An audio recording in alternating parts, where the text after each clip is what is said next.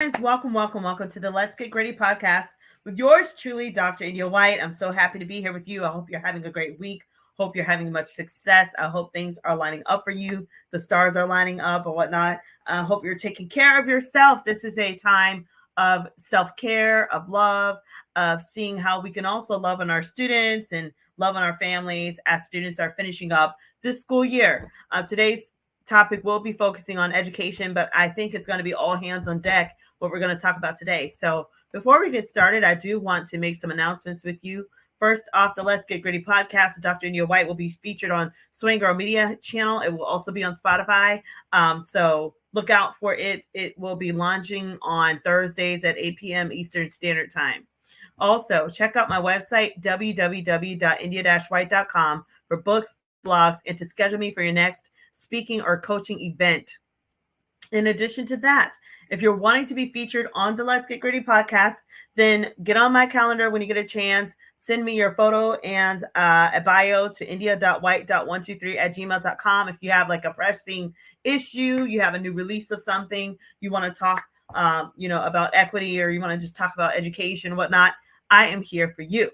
Now, with that said, I want to also remind you guys of some announcements regarding some speaking opportunities that I will be seeing many of you at. For one, I will be at Minnesota Council of Teachers of Mathematics. Whoop, whoop, go Minnesota.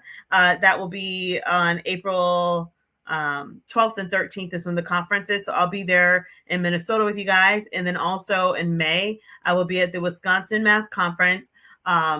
Or the Wisconsin Math Council, and I can't wait to hug y'all up there and just have a good time with everyone in Wisconsin. So that'll be in May, the first week of May. I also wanted to remind you to follow me when you get a chance on social media. So Facebook is going to be Miss India White. LinkedIn is The India White. Twitter is Indy Speak and Teach. Instagram is Indy238. My YouTube channel is India White 123. TikTok is Dr. India White, and Threads is Indy238. And so thank you for those that have followed, that have supported, that have been there on the journey with me as we are doing our best to talk about relevant issues in education. I also wanted to remind you guys of the new announcement of the Grit Mini Workshop that has been launched on the Grassroots Workshop page with Robert and the tribe. So thank you so much for all of those that have been purchasing the workshop and have been telling others about it, seeing if it's a good fit for your school, seeing what you guys can do, if it's like a little PLC you want to do around it, or a book study, or whatever. Thank you. And so with that said, today we're going to be talking about students. Since this is the end of the year, I want this audience to definitely focus on what we can do to help students, especially your at-risk students with graduating from high school. We are in April 4th. There are a lot of 4s on today's date, by the way. I think you guys might have seen that pattern as well. I don't know why. I just seen all the patterns in the dates. I think it's kind of neat. Even April 2nd had some patterns, but we're on April 4th now. And so I want to talk about some gritty determination for at-risk students, because right now our at-risk students need us more than ever. And if we don't put a plan in place, we're going to have an increase of dropouts, which is what we don't want. We need to do everything we can to be a roadblock towards students falling through the cracks and not finishing school. So I'll be sharing a couple of different things with you guys. First things first, I want to talk about what some of the data is saying about dropout rates. So let's talk about some of the data. But before we get into that, I want to look at this blog on Chalkbeat, and it says dropout rates have ticked up in some states. How big is the problem? So it says here, just a few months ago of this student's senior year of high school, Nazreen Clark realized he wasn't going to graduate on time. So that's pretty tough. And I think that leaders have to have these conversations. Definitely, I would say more so the beginning of junior years, end of sophomore year, to see where students are, to see if they're really on track, to graduate. So let's read the story. He's been struggling academically since COVID hit in the spring of his junior year. After an unsuccessful quarter, Clark, who lives in New Jersey, he started to spend more time freelancing animation and digital artwork, and he stopped engaging in his classes. This is huge. This is huge. I'm going to just stop sharing for a minute to say something.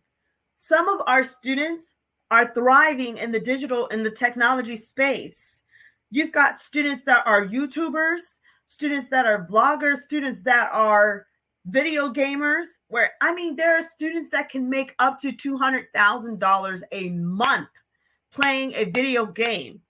This is a reality. This is a different generation, very techie. So listening to this student saying he's now into the digital space, it makes me wonder, is he getting paid for that? And maybe he is. And maybe he's trying to juggle life and then this talent that he has, putting him in a situation where he's not prepared to graduate. I know of several students that did not graduate and they're doing very well. So we're going to talk about, okay, maybe graduation or maybe higher education isn't the path for them, but how can we still convince students to stay in school and get a diploma, even in the midst of financial success, like a student that has been described in this particular article. So let's keep going. So they're talking about his digital art. Okay, and then he says, most of the time I would log into school, right, but I barely paid attention. He says when he finished the year without the credits he needed, he never returned. So he just gave up. He's like, okay, I'm done. So Clark, who is 21, he attained his GED, okay, and he's one of the 1,000 students who saw that their time in high school was disrupted by the pandemic. So this is a student that's still bouncing back from the pandemic. And so I just think it's very interesting. We've got to pay attention to our students and what they're really going through and how they're taking in their whole situation. So let's keep going. So here it says, Colorado, Michigan, and Illinois, and several other states reported jumps in their dropout rates this past year. This month, North Carolina said that the state's dropout numbers, OMG, were 17% higher. Wow. Than the pre-pandemic. Again, North Carolina officials, y'all, said that the state's dropout numbers were 17% higher than the pre-pandemic. So this is very interesting. And so we've got to figure out, what can we do? So here, Robert Balfons said, we don't really have a handle on the post-pandemic story yet. And of course, it's too soon, right? And so then they're saying here, for that and other reasons, experts caution against focusing too closely on the specific dropout rates themselves, which can lag behind more reliable years. Okay, and it says, instead, they said attention should be spent on earlier indicators of academic struggle, that piece. And that comes when we get the big picture of what's going on and we're able to relay to parents and to the community where students are struggling, where they need our support. All right, so let's go back to Clark. So now it says Clark, who felt on track before the pandemic, so he felt like he was on track. He said his motivation evaporated as his community faded and he lost touch with his teachers and friends. Ouch. Why did he lose touch with teachers and friends? So it says things about the senior year that excited him, like upcoming performances with the school dance team, were suddenly stripped away. He said, there was so much stuff I really wanted to do, but ever since COVID, I got pulled away. Everything just disappeared. So this is not good. So he lost his engagement, his whole drive to be in school. Now, on top of that, now let's look and see what else this is saying here. It's saying for years, America's high school graduation rates, they've trended up. That's good, right? It says between 2010 and 2019, the nation's average graduation rate rose from 79% to 86%. Now, the last they took was 2019. That's pre-COVID. And a lot of the data is starting to get updated post-COVID. So we've got to be patient with some of those numbers. And then it says here, across the state's high school graduation rates, they held steady when the pandemic first hit, but they dipped in the class of 2021. And in 2022, the states generally saw only slight shifts. So this is not good. So with that said, let's go back down to here now. Why are students dropping out? What is going on? So it says why students are dropping out. The dropout data may be unclear, but what is obvious is that the challenges of the pandemic threw some of these students off course. When students became virtual or when classes became virtual in 2020, students suddenly needed stable internet connection. And we talked about that with equity and access and how certain students did not have access, especially in rural communities. And that did affect the achievement gap that affected so many areas of proficiency across the nation, but definitely in rural areas. All right. So there's that. And then he says here, or they're talking here, Megan Facer, a clinical assistant director at a Youth Villages, a nonprofit that helps people across the country experiencing emotional, mental, and behavioral problems, is talking about this. And she says, there just becomes this hopelessness. They're not incentivized. This is powerful. They're not incentivized to keep going to school because it's just too hard. And in fact, they may never catch up. That's powerful. Why are students feeling like it's too hard? Where can we as educators and leaders stand in the gap and help it so that students can take this as chunk sizes and know how to move forward? Now, let's keep going. So then they're talking about this, prioritizing. So it says here, Clark had to prioritize earnings early in the pandemic, but he also wanted to continue his studies. So he obtained a GED, right?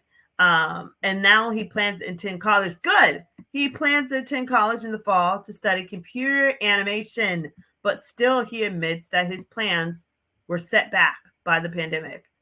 And then he says here, without the disruptions, he knows he would have made dead focused or had grit, right? He would have had a lot of grit on reaching his goals. I think this is very interesting. Some things I want to point out here in that article was when they were talking about how it was too hard and how students, it's like being successful is not being incentivized. So they don't see why they should be successful. They don't have a goal tied to it. So grit is defined as having passion and perseverance to obtain long-term goals by Dr. Duckworth. So what is that long-term goal? If you're telling a student, especially during that shaky time where we were all on lockdown, I mean, it was so hard because students really, some could not envision where success would come from. It just didn't make sense. It was so clinky and disconnected, right? So what we can do as educators is definitely be more proactive at making sure we can incentivize learning and making sure that we also provide a support group for students as they learn. So with that said, I want to now look into some other things that I found here on the web that talks about students that are dropping out, why students are dropping out, what we can do different. So here, it's talking about, so this is the National Dropout Prevention, and it says why students drop out. Even though school completion rates have continually grown during much of the past 100 years, dropping out of school persists as a problem and interferes with educational system efficiency, right? And the goals of young people. And so I want us to now look here at some of the data. So the National Dropout Prevention Center, it exists to support those that work to improve student success and graduation rates. And so they're talking about different reasons for dropping out. Look at this list. Okay, so the overall pushed out by having 10 factors that are listed below. They were pushed out of school at a 48% rate, 53% males, 47% females. But then you've got here, some were pulled out of school for 8 factors or so, and some fell out of school because of 3 factors. Very interesting. So let's look at these school-related reasons. Pushed out of school because they missed too many days of school. So they were gotten rid of. Okay, what else pushed them out? They were getting poor grades. They were failing school, right? 38% of students. They were pushed out because they could not keep up with the schoolwork. Look at that. Couldn't keep up with the schoolwork. Pushed out because they couldn't complete course requirements. They were pushed out because they couldn't get along with teachers. Wow.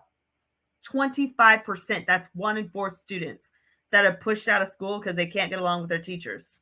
Ouch. Look here. Pushed out because they could not get along with others.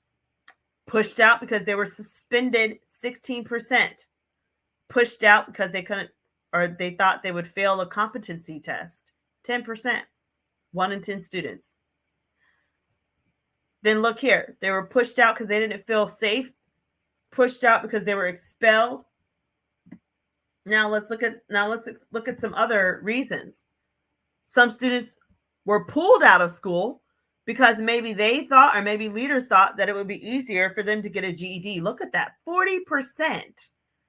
OMG. So they thought GED was more appealing to them and to their situation. Pulled out of school. Let's see what else. Or fell out of school here because they didn't like the school. 36%. OMG. Then look here. Fell out of school because they felt like they didn't belong. That's 19% of students in this report. Then 11% of students, they changed the schools and they didn't like their new one, so then they dropped out. Very interesting. Family related reasons now why students are dropping out. They were pulled out of school because they were pregnant, 27%. They were pulled out because they had to support their family, 20%. That's what, one in five students. How about this? They had to care for a family member, 15%. See, we've got to provide some type of resources and accommodations and supports to help students in these situations. They became a father or a mother of a baby, 14%, or they married or they were planning to get married, 6%. That does happen as well. And then look here, pulled out of school, 27% of students got a job. And then 21% of students said they could not work at the same time. I find this very interesting. So this was provided by the National Dropout Prevention Center, telling us why students are dropping out of school. So whenever we see these situations, we've got to be proactive as leaders to see what's going on with the lower quartile students that are scoring lower on tests and not showing proficiency, students that are behind credit. What systems do we have in place in our schools so that we can not only, track those students, but then find a way, find the best path for their success where it's not always a GED? Is it some type of alternative trade? Is it like, what else can we do for those students to still set them up for success? Do we have certification programs and classes where those students can go and be certified and still walk away with dignity? They should not be getting, like, for instance, a bunch of just attendance waivers or certificates of completion. We need to have some type of solid program in place so that all students can feel like their high school experience was one of dignity and honor. So, with that said, I wish you guys the best out there that are on the front lines dealing with this. Got some hard decisions to make, but we're in April. If we focus on this now, we can definitely slim down that dropout rate and boost up the graduation rate and boost up opportunities for students to enter into the workforce, into college and career readiness with success and really having a support system behind them. Now, the takeaway from this so far is that this student had 40 acceptances, $1.6 million in scholarships. He had a lot of grit. And he said he stayed up all night. And I think that the beautiful part here is that his teachers, they know the story. And they all were a part of this. The family knows.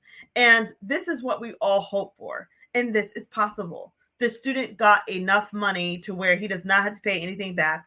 And he can soar and soar and soar, and then eventually pay it forward in his community if he feels like it. But he had a lot of grit. He was very determined, and that's what we have to do. Is we've got to learn how to build that gritty determination for at-risk students so that they can end up like this student here. So I'm going to go back to this amazing story because I love reading these success stories because it just gives us a glimpse of hope. So let's keep reading, or let's keep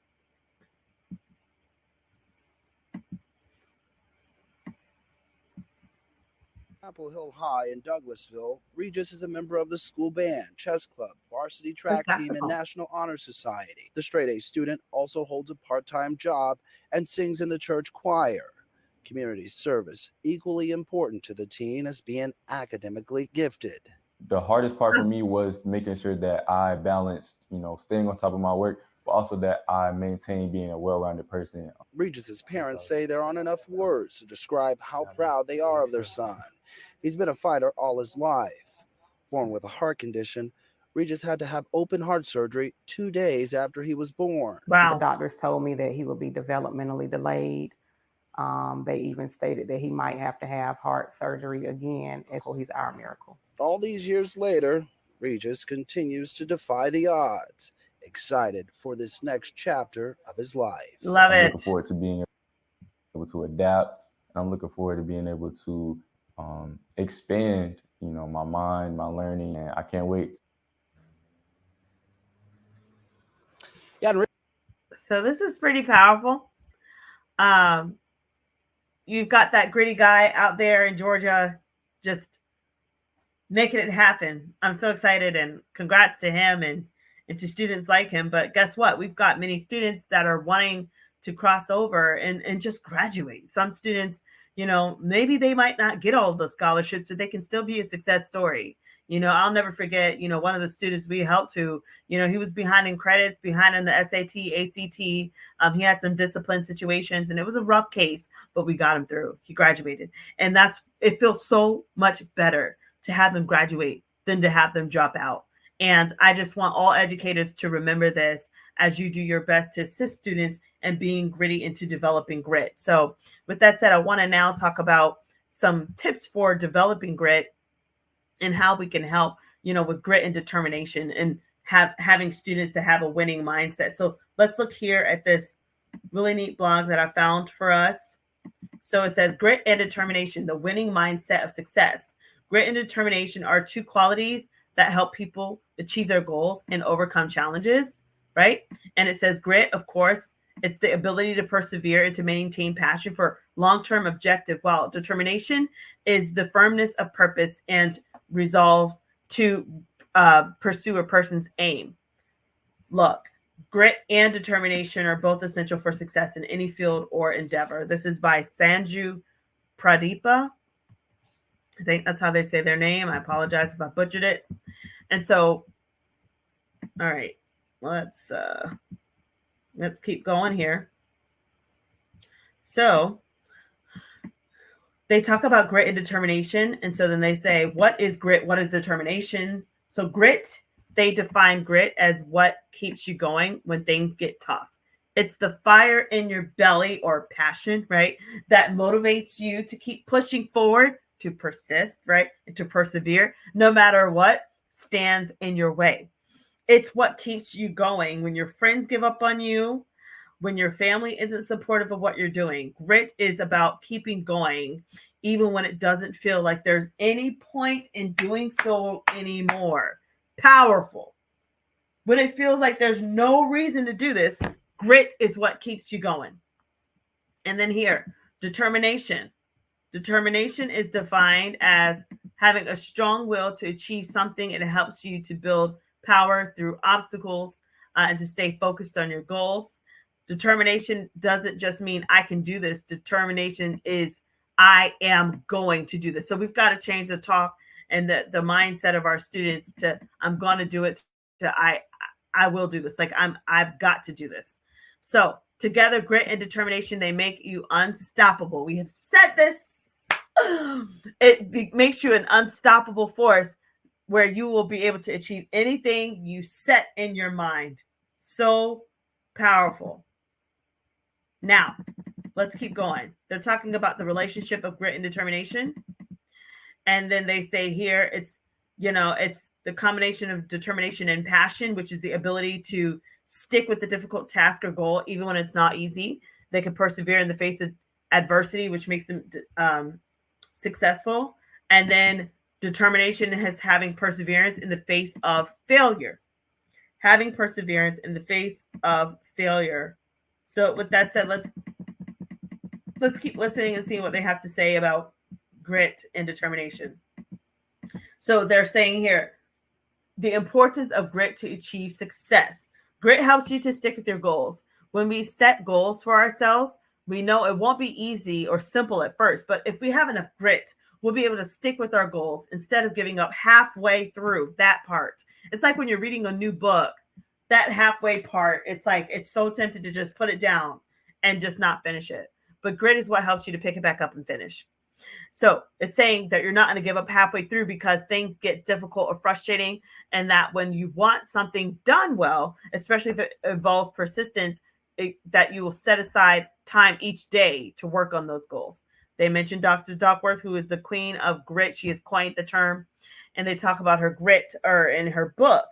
And they said that she emphasizes the importance of the ability to recognize our weaknesses and the importance of incremental changes to build our capacity for grit. Build our capacity for grit and determination. Okay, let's keep going. It says grit requires a plan, a strategy, and importantly, an attitude. It requires having realistic expectations of ourselves and our goals, as well as being aware of our strengths and weaknesses. All right, let's keep going. So they're talking about the benefits of grit and determination. And I want to see how to do this. So they give us some steps. First things first, when you're trying to develop grit and determination, they said identify your weaknesses and then attack them with a plan of action. So powerful. You have to put action to grit, or else you're not going anywhere. You're just saying a lot of great things and nothing's getting done. Grit requires action steps.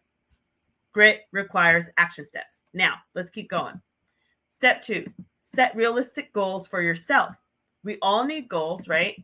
But they have to be realistic, or else you're going to be overwhelmed, or you're going to be discouraged when they don't come to pass. Step 3, make a plan of action. Again, make a plan of action. Once you know what it's going to take to reach your goals, make a plan of action. Write down every step that needs to be taken and when it needs to be taken. Okay, that's why I talk about great resilience in time. It has to be within a certain time window. And then step 4, take action towards your goals. Again, take action towards your goals. Step 4. Step 5, persevere through setbacks and failures, because no one succeeds every time. So don't let setbacks discourage you from continuing on your path. Practice self-compassion. Listen, some of us gritty people can be some of the worst critics and so hard on ourselves. And we've got to practice that love and that compassion. Okay, so listen, I'm going to stop it there because this reminds me of a story of somebody that did have grit and how they needed to start practicing that compassion, because then they started becoming addicted to the chase of fulfilling things. And I want to say this, and this could be a podcast for another day, but there has to be a balance as well. As you are being determined and you're being gritty and you're teaching students how to be determined and gritty, you're going to have some overachievers, and we're going to have to learn how to help them to balance that and to scale back on some of the grittiness so that they don't burn out, because they're still a person. So while you're still cultivating grit and determination for students, still remind them to take care of themselves and to keep themselves first as they're achieving those realistic set goals. So with that said, thanks so much for joining me today on the Let's Get Gritty podcast with Dr. India White. It has been a blast. I love coming on here with y'all. Please keep in touch. Okay. With that said, I'm going to make some announcements and I'm going to get you guys out of here. First things first, follow me on social media when you get a chance. My Facebook is Miss India White. LinkedIn is The India White. Twitter is Indy Speak and Teach. Instagram is Indy238. YouTube channel, India White 123, and TikTok is Dr. India White. Also, if you have not heard yet, I have launched a Grit mini workshop course with grassroots workshops. It's on that website. So go to grassrootsworkshops.com and type in like grit for students or some grit, how to harness grit to help students thrive is the name of the course. Again, how to harness grit to help students thrive. So type that in and go for it. Hopefully you can use it for a PLC or whatever you're wanting to do for your school. Also, again, if you are wanting to be featured on the Let's Get Gritty podcast, then reach out to me with an email for a photo and a bio to india.white.123@gmail.com, and we will get you scheduled. Okay. And upcoming events, I will see many of you there. At Minnesota Council of Teachers of Mathematics, I'll be a featured speaker. I have 3 sessions, I believe, there. And then, and that'll be from April 12th through the 13th, I believe. And then May 1st through the 3rd is the Wisconsin Math Council Conference. So I will be there with you guys as well. So please spread the word, show up, get registered, show the love, be ready to just be showered with much love from me. I'm pretty sure I'll be assisting however possible and making great connections with each of you. I can't wait. And so with that said, guys, thank you so much again for joining me on the Let's Get Gritty podcast with Dr. India White. And until next time, stay gritty.